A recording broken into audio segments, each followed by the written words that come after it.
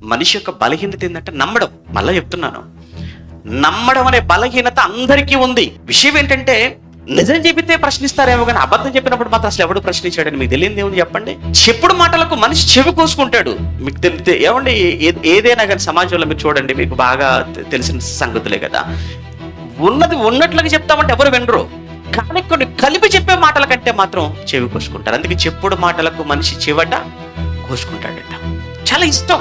కొంతమంది ఉంటారండి, కూడుకునేదే వాళ్ళ గురించి మాట్లాడుకోవడానికి అన్నట్టుగా కలుసుకుంటా ఉంటారు. బ్రదర్ రేపొకటి గురించి మాట్లాడుకుందాం, అన్నయ్య ఇంకొక రోజురా ఇంకోటి గురించి చెప్తాను.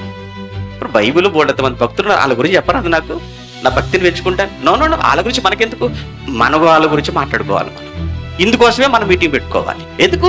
ఇవి ఈ చెవులకు చాలా ఇంపు. ఇవి ఆఖరికండి ఎంత పెద్ద పెద్ద వాళ్ళైనా కానీ ఆ మాటలకు ప్రభావితం అయిపోతున్నారు. ఏ మాటలకు? చెప్పుడు మాటలకు.